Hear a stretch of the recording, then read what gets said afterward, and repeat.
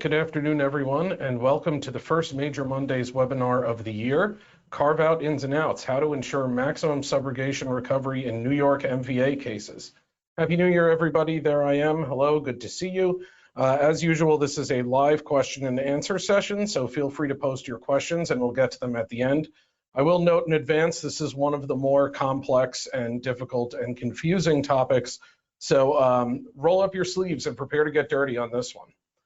So what is New York's no-fault law? We're going to go through the basics very quickly. It's Article 51 of the New York Insurance Law and the mandatory policy endorsements prescribed by 11 NYCRR Part 65, aka Regulation Number 68. It applies to accidents arising from the use or operation of a motor vehicle in the state of New York.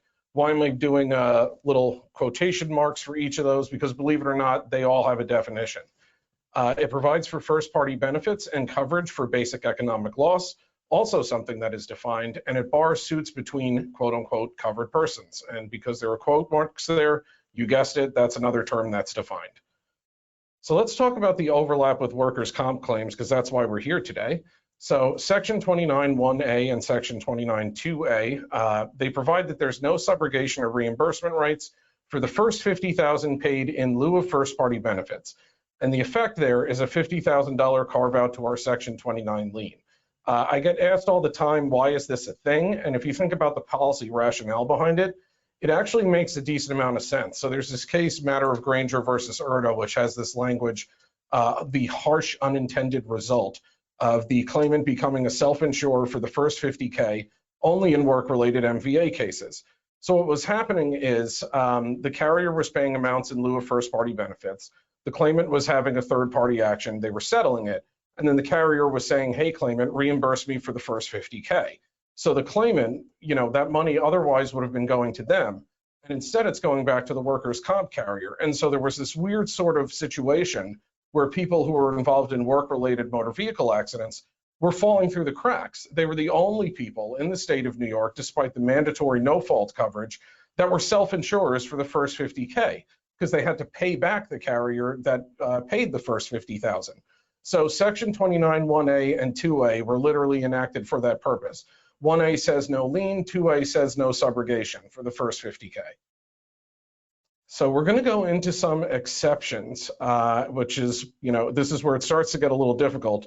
So use or operation of a motor vehicle in the state of New York between covered persons. I want to make a note here. Basic economic loss is comprised of the first $50,000 from all sources. It says the first $50,000, but it doesn't distinguish the source. To be very clear about this, there is nothing that says the workers' compensation carrier has to pay $50,000 by themselves before they have a lien. That is not a thing. So where would this actually pop up? Well, let's say the claimant gets in a really bad accident and they go to the ER and nobody knows it's a comp case yet. And so, the no-fault carrier pays for the initial ER treatment bills. Let's say that, it's a catastrophic injury and there's emergency cervical fusion surgery. And all of a sudden you're right over the $50,000. That is the first $50,000 paid in the necessary medical treatment from a motor vehicle accident arise in the state of New York. So in that situation, we actually have a lien from $1. Pro tip here, get confirmation of this in the consent letter. So everyone knows under Section 29(5), our written consent to settle is required for the claimant to do a third-party settlement. And what we like to include is a little blurb in MVA cases that says, the claimant's signature here too verifies that no other first-party benefits have been paid in this case.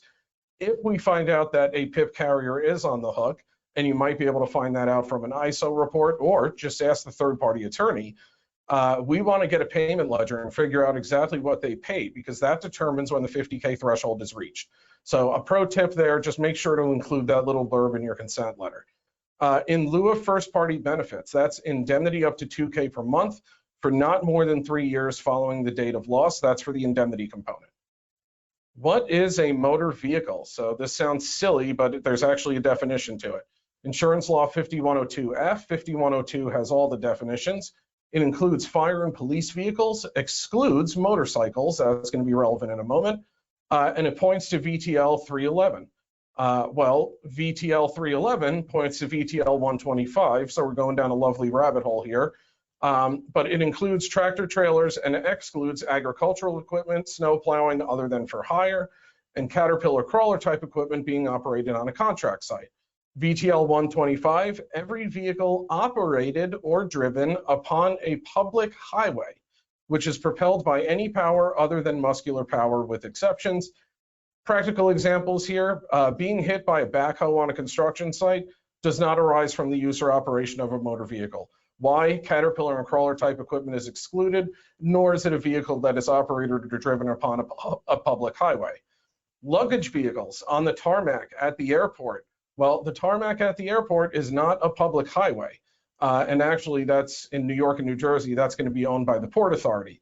But you know, a luggage vehicle that's just driving from airplane to terminal, delivering luggage back and forth, that's not operated or driven upon a public highway. So in those situations, we would argue no carve-out because no motor vehicle accident. What is use or operation? All right, now we're even getting more into the weeds here. So there's this case, Walton versus Lumberman's Mutual Casualty Company. I get this question all the time. The mere fortuity of unloading a truck does not support a claim for no-fault benefits. The vehicle must be a proximate cause of the injury. So no-fault benefits are unavailable when the party is injured by an instrumentality other than the vehicle itself, victims of intentional torts, for instance. In general, however, courts will look to find no-fault coverage. And then this case from 2006, I actually found very instructive and very helpful, Zakari versus Progressive Northwestern. The accident must have arisen from the inherent nature of the automobile. It must have arisen within the natural territorial limits of an automobile. So use, loading, and unloading must not have terminated. And the automobile must not merely contribute to cause the condition which produces the injury, but must itself produce the injury. So a good example is, you know, if the claimant is unloading stuff from the back of their vehicle and they're hit while they're doing that, and there's an example of this coming up in a second, yes, that's arising from the use or operation of a motor vehicle, particularly because it's a motor vehicle that hit them. If the claimant has completed a delivery and is just walking back to their truck, for instance, and they're a pedestrian, and then they get hit with just, you know, a regular old sedan that's not for hire or any of that other stuff, no, you know, they're not using a motor vehicle well, that's actually for loss transfer, but you know, use or operation of a motor vehicle actually requires the motor vehicle causing the injury, or at least being an approximate cause of it. So let's go into a few examples, and I'll bring up the loss transfer thing in a minute. So these are all in various cases. If you want the citations for them, I can send them to you. They're also in the risk transfer handbook. A cement chute on a cement truck striking a plaintiff while unloading cement. Yes, use or operation. Truck spilling fuel, which causes another vehicle to slip even several minutes later. So a truck is driving along, fuel spills out the bottom, another car comes by and spins out. Yes, use or operation. Neck strain while lifting box inside of a truck. No. Slipping on ice while leaving a truck. No. The vehicle is the mere situs for the incident. That's not using the vehicle as a motor vehicle. Alighting from a bus into a hole in the street. No. Explosion of a gas stove in a motorhome. No. Failure to escort a patient from an ambulance to a hospital door. No. Pin between the truck and another vehicle while unloading. Yes. Snowmobile striking a parked automobile. No. And I just want to bring up this section here, 5103B36. There is an exception for vehicle repair in course of business while on business premises. So for instance, you know, like a Jiffy Lube, if a claimant is working on a car and then, you know, the crane breaks and the car falls and hits the claimant, that would fall within the service exception. So if it's in one of these situations where we can't call it actual use or operation, then we would argue no 50K carve-out because no no-fault coverage, no amounts paid in lieu of first-party benefits. In the state of New York, yes, this also matters. Matter of McHenry versus State Insurance Fund, there is no 50K carve-out if the accident happens over state lines. And I cannot be any more emphatic about that. It doesn't matter if it's a New York employer, New York claimant, benefits are paid in front of the New York Workers' Comp Board, it's a New York insurance policy. If the accident happens on the other side of the Holland or Lincoln tunnels in New Jersey, forget it. There's no 50K carve out. Remember, it has to arise from the use or operation of a motor vehicle in the state of New York. There's this case literally addressing New Jersey, Ofori versus Green. The fortuitous circumstance of an accident happening in New Jersey negated the requirement for plaintiff to prove a serious injury in their civil case. Note that this also means that loss transfer is not available for out-of-state accidents because no 50K carve-out, no loss transfer. But it is available if it is still available if the accident is in New York and benefits were paid under another state's law. Those, again, would be something analogous to benefits paid in lieu of first-party benefits.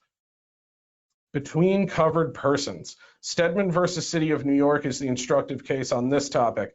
A covered person injured in an accident caused by a non-covered person is entitled to receive first-party benefits, but they can also bring an action against a non-covered person for economic and non-economic loss, so the first 50K and amounts beyond that, or for pain and suffering. But the first-party benefits provider would have a lien. The covered person cannot recover twice, and I'm going to tell you why this is a thing in a moment.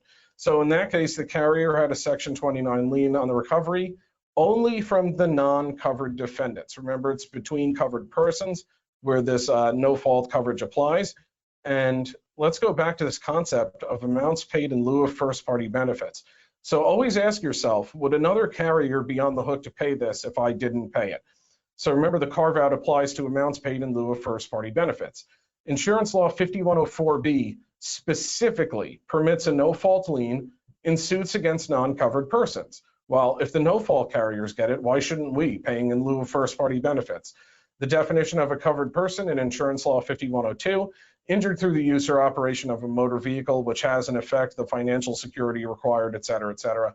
So a practical example for you to take home, claimant suing a motorcycle driver, yes to a lien, covered person versus non-covered person. So Insurance Law 5104B would let the no-fault carrier recover, so can we. Claimant on motorcycle against a car driver, no to a lien. The definition of first-party benefits, so this actually really matters. The first $50,000 paid in necessary medical treatment, loss of earnings up to $2K per month for not more than 3 years, and expenses up to $25 per day for the first year. Again, from all sources, figure out if there's been any other PIP paid before you try to determine whether you've reached the 50K threshold. Less 20% of lost earnings, amounts recoverable from SSD, workers' comp, disability, Medicare, and amounts deductible under the applicable insurance policy. A scheduled loss of use award is considered to be part of basic economic loss, except to the extent that the total payments exceed 50K, regardless of the period it is attributed to. So you might see an SLU get paid 3 or 4 years after the date of loss. If we haven't paid over 50K yet, it doesn't matter. It's pretty much considered part of that first 50,000. But once that, say it's a $75,000 SLU and we've paid $10,000, well, once we pay out 40, the latter 35 is going to be subject to a lien. Note, there is no analogous payment under the no-fault law to a Section 32 settlement. Waiver of meds, believe it or not, is actually barred for the no-fault law. There's a Department of Financial Services opinion from the Office of General Counsel saying that, no, you cannot waive the right to no-fault medical treatment. Section 32 is lienable, even if under 50K has been paid on the case, but it is not subject to loss transfer for that same reason. It's not subject to the carve-out, and the loss transfer allows us to recover carve-out amounts, then it's not subject to loss transfer. If you're asking yourself, well, wait a tick, I've always been told that the Section 32 is part of the carve-out. Why is this a thing? I would ask one very simple question. Remember, amounts paid in lieu of first-party benefits. If we don't pay the claimant a Section 32, what other insurance carrier out there is going to pay them a Section 32? The answer is nobody. There is no analogous payment under the no-fault law. And to take it a step further, Section 32 doesn't compensate any period of lost time. Remember, the definition of basic economic loss includes loss of earnings, nor is it reimbursing a medical provider for necessary medical treatment. It is an amount paid in consideration of the waiver to future workers' comp benefits. So, pro tip, because this is an area of significant confusion, include language in your consent letter and your Section 32 to eliminate surprise. Something to the effect of carriers seeking loss transfer claimant agrees that if adverse carrier fails to reimburse claim for loss transfer, amounts paid pursuant to the Section 32 shall not be construed as amounts paid in lieu of first party benefits. There. Now, when there's a third party settlement, claimant's counsel doesn't get to go, no, you don't have a lien because you haven't paid over 50K yet. The medical component of basic economic loss. So this actually does matter. It's effectively all medical without limitation as to time, provided that within 1 year of the date of loss, it is quote unquote ascertainable that further expenses may be incurred as a result of the injury. Translation here, the rare situation where this matters is in a comp case where there is no treatment for the first year for the specific condition at issue. We can argue medical thereafter is not paid in lieu of first party benefits. So say for instance, the claimant hurts his knee and goes back to work and then later on finds out, at a family party a year later, dude, you could have gotten a scheduled loss of use award for that. Doesn't matter that you went back to work as long as there's some sort of impairment to it, you could have gotten money for it. And then he goes out and gets an attorney and then all of a sudden you guys are litigating a case that's over a year old. Guess what? You have a lien from $1 on any of the medicals paid. Example where the 2K limit matters. So if you end up paying over $50,000, you would really never argue this point. Why? Because if you're arguing that amounts you've paid in the first 50K are not subject to the carve-out, then they also don't count toward the threshold. So for instance, if you're paying $3,000 in indemnity a month, and then you say, well, only $2,000 of this is subject to the carve-out, I have a lien on the latter 1,000. You can't have it both ways. You can't then also add that 1,000 to figure out when you reach the 50K threshold. So this dispute really only arises in cases where you've paid less than $50,000 and you have a third-party attorney telling you, no, carrier, you're not entitled to any money. So here's a practical example. Carriers paid $45,000 only and the case is closed. We paid indemnity at the statutory max for 3 months. Over $4,000 per month paid in indemnity. Only $2,000 a month is subject to the carve-out. So say $7,500 was paid over the 6K limit. Remember, 3 months, $2,000 per month for the 3 months. Approximately 2/3, Section 29 is subject to reduction for cost of litigation. So approximately 2/3 of the $7,500 would be subject to Section 29, meaning even though you have yet to pay over $50,000, when the third-party case settles, you would be entitled to $5,000 in reimbursement. Same goes for the time limitation of 3 years, again, except for SLUs. So where would this come into the case or come into play? If you haven't paid a lot, and then there's an LWAC classification, which, the bare minimum of them go on for several years. And let's say, the claimant's a relatively low wage earner, you might find yourself not hitting 50K yet, but still being more than 3 years removed from the date of loss. The moment that 3-year mark comes by, you can start offsetting indemnity due to your Section 29, 3, and 4 indemnity rights, offset rights rather. So how to recover 50K via intercompany loss transfer. Don't worry guys, we're nearing a conclusion. I appreciate you sticking through this. So ordinarily the 50K paid in lieu of first party benefits is not recoverable. Section 29(1)(a) says our sole remedy is Insurance Law 5105. Note, there is a threshold requirement. It's either the livery requirement, which is a vehicle used principally for hire for transportation of people or property. You can see that in the second to last bullet point here. Or the weight requirement over 6,500 pounds unloaded.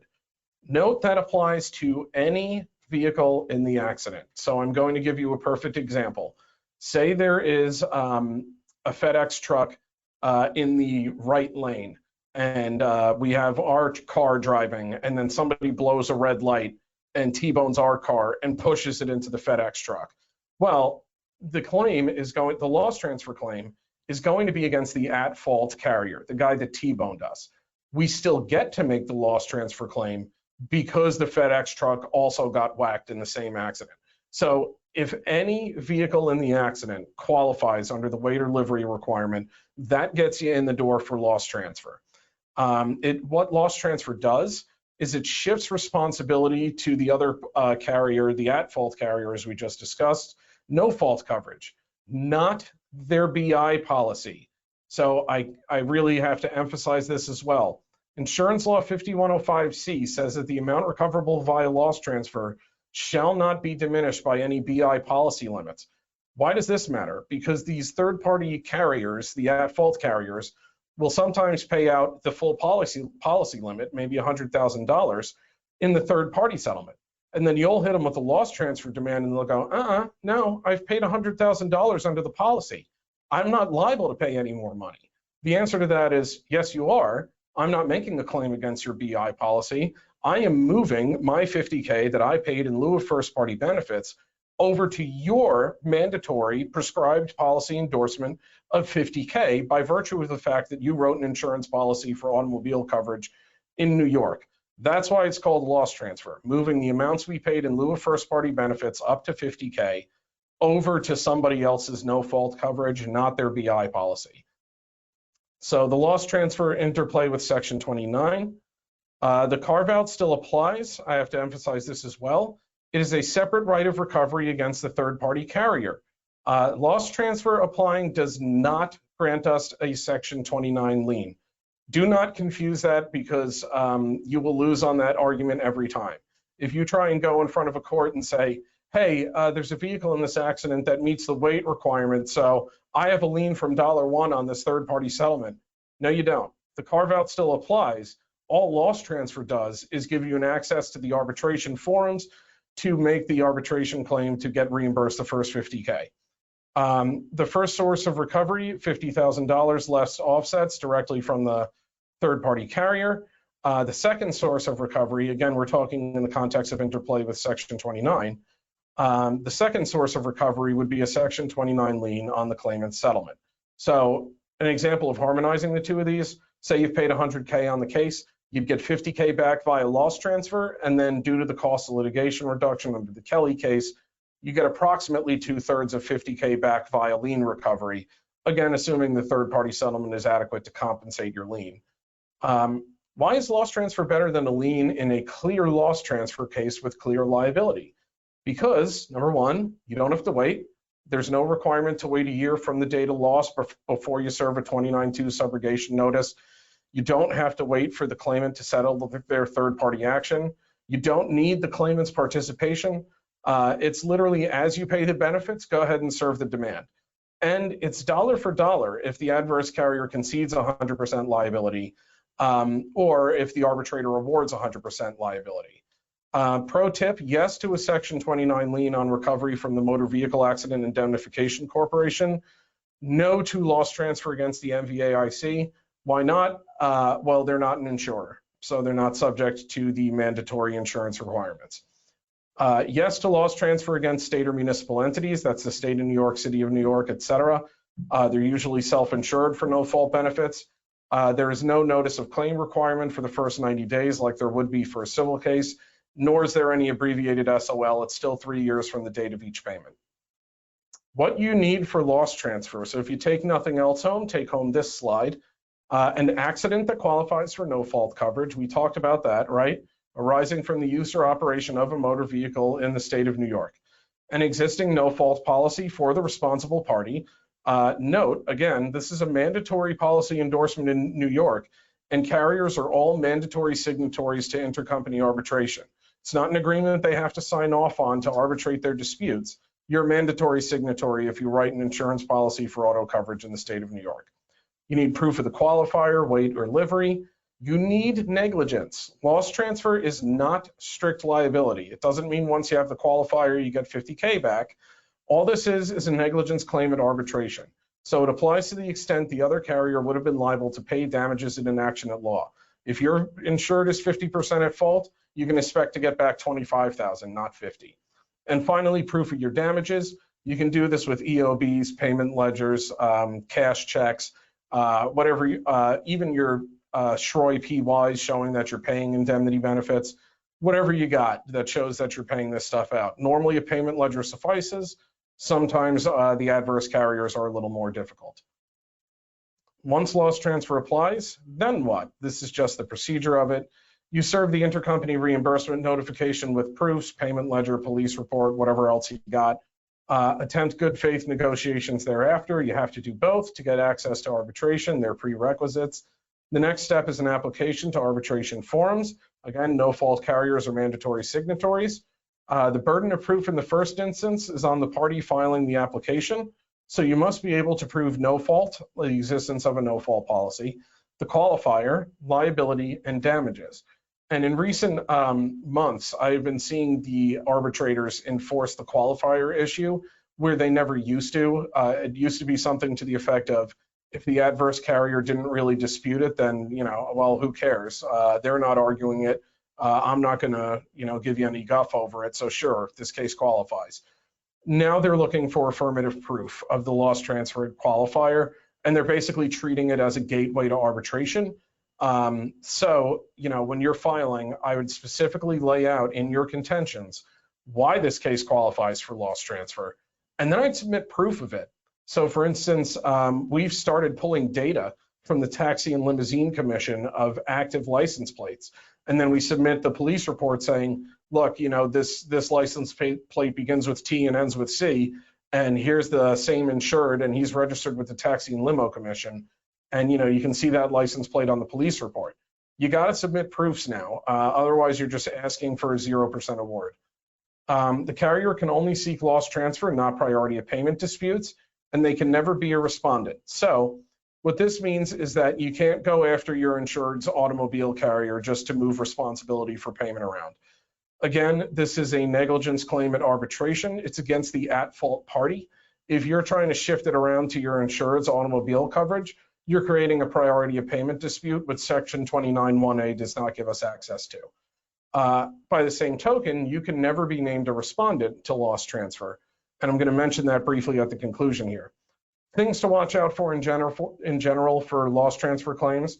Attorneys are third-party administrators in their system. Don't ask me why they set it up this way. Electronic filing is mandatory. So if you want counsel on your loss transfer cases, your arbitrations, the ones that are actually going to arbitration, get started early on the approval process, because your attorneys have to be, first they have to become members in the system if they're not already. Then you need to sign off on a TPA consent letter, which can't be done by another TPA. So even if you're a TPA administering the policy on behalf of a carrier, this TPA consent letter actually has to go to the carrier. And then it needs to be signed by somebody with a director or senior level executive with the power to bind the company to a nationwide contract. So it's got to go pretty high up the organizational ladder for the loss transfer TPA consent letter to be applicable. The short version, this could take 5 to 6 months to get done. If you want an attorney on a loss transfer case, get started on it now. Remember the rolling statute of limitations. Some of your payments might not be timely, some others might be. It's 3 years from the date of payment, not 3 years from the date of loss. Pro tip, always ask for a rep at a hearing. It gives you a chance to feel out what the arbitrator's reservations are. They typically don't take any more than 5 to 10 minutes. You'll get to hear the other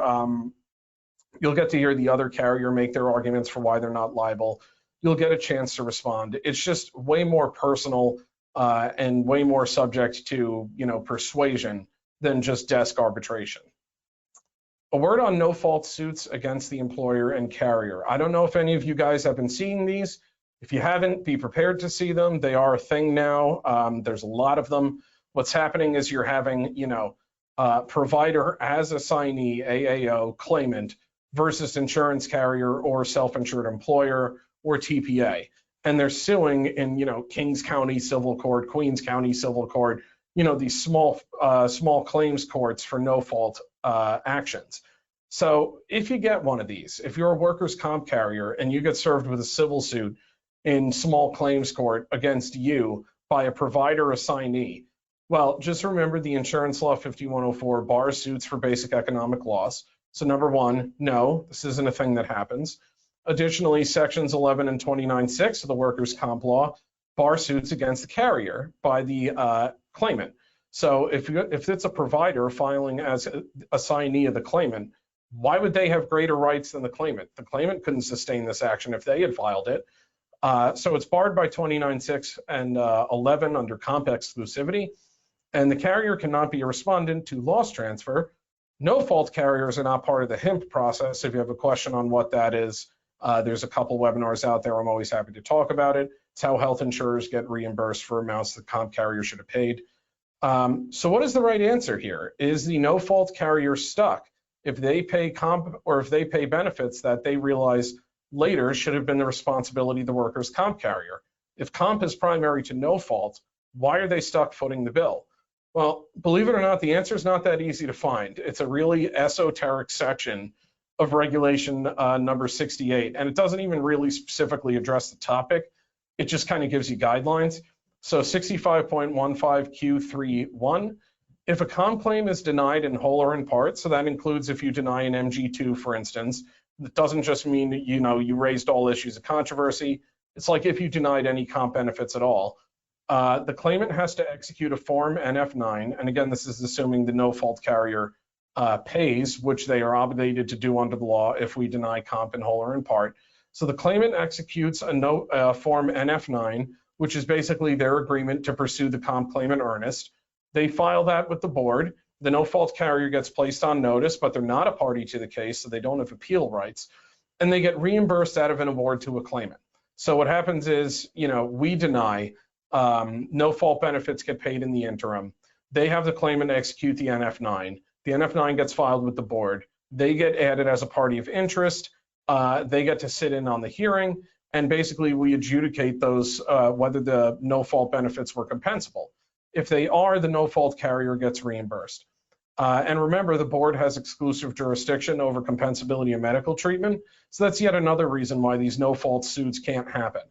What to do if you get one of these? Well, send proof of the workers' comp claim to the attorney who filed the action, ask for a stipulation of discontinuance. This is your good faith effort to resolve it. If it's not voluntarily discontinued, you go into a cost benefit analysis and figure out how much you want to fight.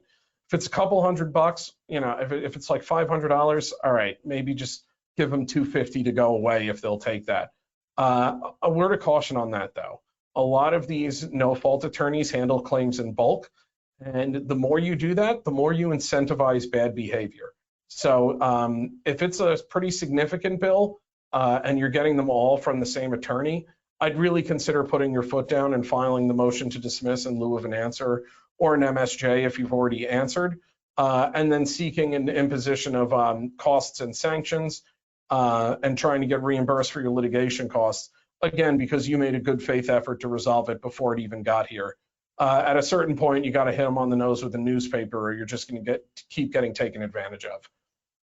All right, maximizing your reimbursement. Again, everyone, thank you for sitting through this. I know this is a complicated topic. Remember, loss transfer is better than a Section 29 lien if it's a clear loss transfer case with clear liability. If loss transfer is unavailable, look for the exceptions and exclusions to the carve-out we talked to. Remember to be proactive with regard to both the loss transfer claim and the Section 29 lien. Serve notices of the lien. Get started on authorizing your attorneys as TPAs for the loss transfer system early. Serve the intercompany reimbursement notification as soon as you pay benefits. There's no reason to wait. Coordinate efforts with defense of the workers' compensation claim. Ask yourself, if I didn't pay this, would another carrier have paid? That's like in the context of the Section 32. Protect yourself with well-crafted third-party settlement consent agreement or Section 32 waiver agreement. A big one here, remember that you hold all the cards with a third-party settlement due to the Section 29.5 requirement for your consent or a compromise order from a civil court in which the action is pending. So I'd consider calling these guys bluffs and allowing the civil court to adjudicate the lien. It's relatively low risk to you because they're required to put together the Section 29.5 compromise order petition. All you have to do, you're entitled to notice under 29.5 of the motion.